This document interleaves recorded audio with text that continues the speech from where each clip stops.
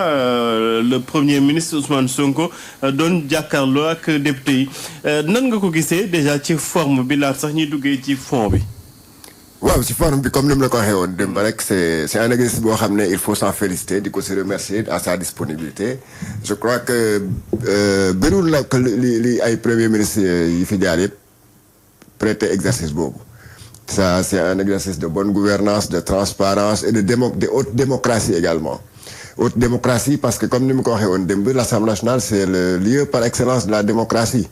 fa la démocratie xëj fa la débat contradictoire bu war a am entre la majorité et l'opposition fa la mën a nekk pas dans les rues pas par médias interposés également donc bu premier ministre toogee ba ne ñëw leen damay dem fii nga xam ne ñoom la askan wi dépêché fële ci hémicycle Assemblée nationale fi nga xam ne ñun 18 millions de Sénégalais xëjuñu fa mais tànn nañ si au moins une centaine 165 ne leen représenté ñu foofu premier ministre bi nga xam ne mooy doxal li nga xam ne mooy politique gouvernement bi ne ñëw leen ngeen laaj ma lu leen neex ànd ak ay jëwriñam ay ses ministres laaj bu nekk ministre bu mënee tontu moom si boobam bu fa yaakaaree ne mën na joxe tontu mu tontu comme ni mu ko defee woon tey donc exercice mel noonu vraiment sur la forme c'est bien je regrette également aujourd'hui qu'il y a pas j'ai pas vu beaucoup de députés de l'opposition je crois que ay quelques rek ñoo fa nekkoon te c'est regrettable cette politique de la chaise vide man démb bi ma déggee ne ils ont renoncé en tout cas au boycott ñëpp amoon nañu mbégte yaakaar ne suba débat bi sera un débat de haut niveau parce que pour mu nekk un débat de haut niveau également il faut qu'il y ait un débat contradictoire boobu opposition bi moo ko fa indi bu ñu bàyyi woon rek les députés de Pastef ñu wér ci assemblée ak premier ministre débat contradictoire du am certainement ay félicitations nga doon naroon dégg ak ay tàccu et puis c'est tout quoi mais tant que les députés sont là ñoom surtout de l'opposition ñoom ñooy poser les questions qui fâchent ñooy aborder les sujets yi nga xam ne sont les sujets également qui fâchent donc ñooñu seen présence c'est pour dire que leur présence vraiment est très très très importante elle n'est pas négligeable non plus donc je crois que la prochaine fois ñi nga xam ne ñëwuñu ils feront l'effort de venir par respect aux Sénégalais par respect à leurs électeurs ñu mën a ñi nga xam ne ñoo leen yónnee ci Assemblée nationale ñu ñëw teewee li nga xam ne mooy li premier ministre di def avec sur les questions d'actualité. d'accord ba tey ci forme bi Ibrahima Anne ñu bëri lu tax ñëwuñu ci kujje gi wala ci non inscrit dañuy jàpp que ni seen présence boobule du bëri njëriñ vu que règlement intérieur bi da leen tënk ci ñoom ñi si am kàddu du bëri wala sax minutes yu ñuy am du bëri est-ce que coppite yooyu nga xamante ni ñi ngi ko doon xaar ci règlement intérieur jotul quand même ñu def ko pour que lieu du débat démocratique par excellence yu gën a mën a am contradiction waaw effectivement Pape loolu moom lu ñu seetlu la te loo xam ne bon yaakaar naa ne war nañ ci indi ay coppite quand même parce que les députés qui sont là-bas ils sont envoyés par des électeurs am na ay sénégalais yoo xam ne ñoom lañ fa teewal am na ñoo xam ne dañoo bokk sensibilité dañ leen di bëgg a dégg ci ay sujets surtout de l'actualité brûlante mais le règlement intérieur il a fait telle sorte que majorité bu mu mënta doon pas seulement cette majorité parce que ça a toujours été comme ça effectivement depuis le temps des socialistes donc bu ñuy defee distribution du temps de parole bi daanaka le parti majoritaire ñoom ñooy aaki moo lépp. c'est ça donc bu dee 10 minutes ñoom ñu jël 8 minutes yi ñeneen ñi l'opposition ak les non inscrits c'est de 2 minutes yi donc loolu je pense que li ñu war a tëggaat la te Georges mi ngi koy wax débat démocratique ak contradictoire bu ñu koy wax rek. souvent opposition bi moo koy indi maintenant di rafetlu nag vraiment li nga xam ne mooy régularité bi parce que aussi c'est quelque chose qui est inscrit dans la constitution. Oui. C'est l'article 104 de la constitution qui dit que les députés posent des questions écrites et orales au gouvernement qui sont tenus qui est tenu d'y répondre donc c'est l'article 104 donc ci troisième alternance bi j'ai vu que depuis le début quand même chaque trimestre le premier ministre fait l'effort avec les membres du gouvernement au moins chaque fois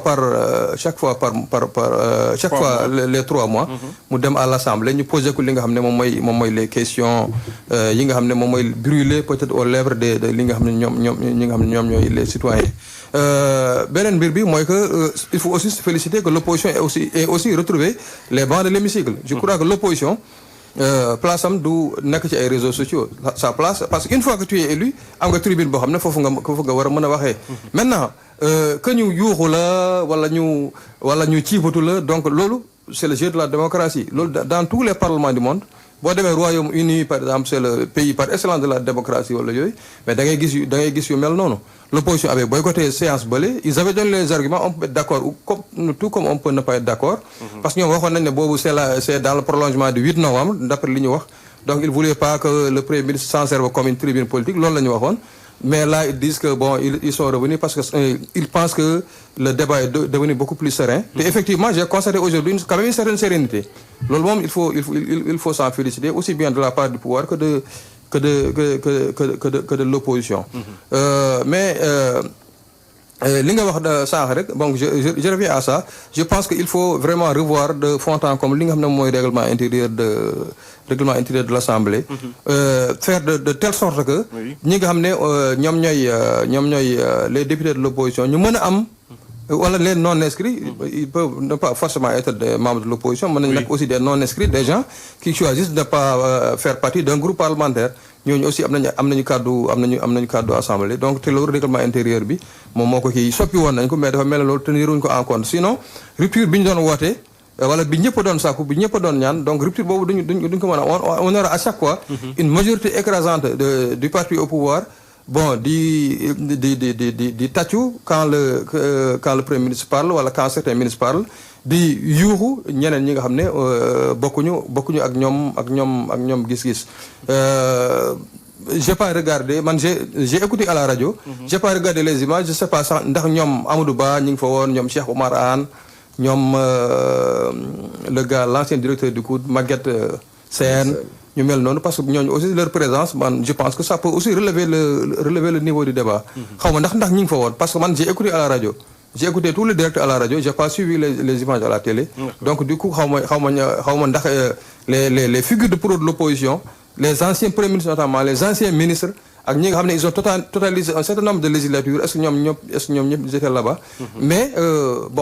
peut-être loolu on va réserver ça au fond donc c'est quelque chose de louable et de salutaire que à chaque 3 mois que le premier ministre et l'ensemble des membres du gouvernement se rendent à l'Assemblée donc ministres députés yi poser leen les questions qu'ils veulent poser mais dans la limite de li nga xam ne moom mooy le temps disponible et le temps disponible il était largement favorable à li nga xam ne moom mooy la majorité et au gouvernement au détriment de li nga xam ne moom mooy l'opposition mais nag c'est la loi aussi la loi est dure mais c'est la loi donc peut-être loi bi la ñuy jéem a soppiwaat ba nga xam ne ñoom dinañ am une meilleure représentativité au niveau de temps de parole. D'accord alors Awa Diop leen loo xamante ni aussi lu ñu bëri rafetlu nañ ko seetlu ko mooy que député majorité bi au lieu ñu nekk fa di tàccoo di yëkkati loxo dañu interpeller directement le premier ministre ci ay questions yoo xamante ni dafa soxal askan bi bu baax a baax. bien sûr yaakaar naa ne la majorité ñi nga xamante ne moo di député yi faree de la mouvance. te li ñu tàmmoon di gis moom moo di ku ñëw di la taggali say maam. bii mun naa wax soo génnee ñaar wala ñetti député yoo xamante ne magnifié nañu liggéeyu gouvernement bi ñi ci des ñëpp dañu ñëw directement à l'essentiel poser li nga xamante ne moo di des questions mais Pape fi ànd daanele ak fi nga xamante ne démb moom laa cofoon foofu laay dellu si waat ba pare ñu doog a ñëw ci kii bi parce que Pape munoo ñëw ñu fal la ñaqu askan wi lañ lay fayee te doo teew ci assemblée nationale fa nga xamante ne fa la ñuy décider seen ëllëg te yow nga ne élu du peuple nga doo ñëw assemblée am na ñoo xamante ne bañ leen takkalee écharpe ba lañ fa gëj am na ñoo xamante ne dañuy ngelaw moo leen di ëff rek ñu jaar fa te Pape ñooñu assemblée continuer di leen fay te dañu waxoon ne dinañ ci jël ay mesures mais jusqu'à présent jëluñu ci benn mesure man je pense que loolu dañ ko war a régler une bonne fois pour toutes parce que bu fekkee ne loi tegu ko nañ leen wax ne carrément ne ñoom ñi ngi lekk li nga xamante ne moo di riba li ñuy yóbbul seen njaboot tooke la suñ ko yóbbul seen njaboot salaire boobu ñu koy may ñeneen sax tooke la ñuy jox ñooñu parce que ñaqu askan wi lañ leen jox te dañ naan da ngay liggéey ñu fay la mais liggéeyoo ba pare bëgg di fayee ko pour man loolu njubadi mënu koo weesu et foofu la ñu waroon njëkk kii tey nag soo gisee assemblée on a eu une assemblée nationale très vivante Pape Matar vivacité boobu li ko indi moom moo di ne assemblée bi déjà tey fees na mais également on a permis au public ñi nga xamante ne tey jii ñoom moom assemblée nationale boobu ñu ñëw teewee li nga xamante ne moom moo di waxtaan bi Pamata et je pense que loolu la ñu wax di kii chaque fois su plénière amee ñu woo ñi nga xamante ne ñoo di askan wi ku ci bëgg ñëw seetaan si nga ñëw seetaan ñu leen di gën a soññ pour wan leen ñu nekk très proche ñi nga xamante ne ñoo di seen ay élus ak ay décisions yi nga xamante ne ñi ngi leen koy jëlal ñu ñëw di ko déglu si foofu et je pense que loolu moom suñ ko doon def assemblée bi dina gën a dundaat dina gën a am li nga xamante ne mooy solo bi nga xamante ne moom moo tax askan wi ñuy xam lii di assemblée nationale je pense que tey les députés dans la majorité muy ñi fare opposition ak ñi fare comme au pouvoir tey quand même y a eu un débat boo xamante ne c'était des débats d'idées il y avait pas de débat crypto personnel boo xamante ne mënoon nañu ne fait majeur la à part peut-être Anta Babacar bi dénoncer li ni mel ne dañu immixé wu dans sa famille et autres mais je pense que loolu moom ak assemblée nationale ñoo ànd. alors ñu dugg ci débat bi ak kàddu yi nga xamante ni jot dafa jóg ñu tàmbali ko ci wàllum.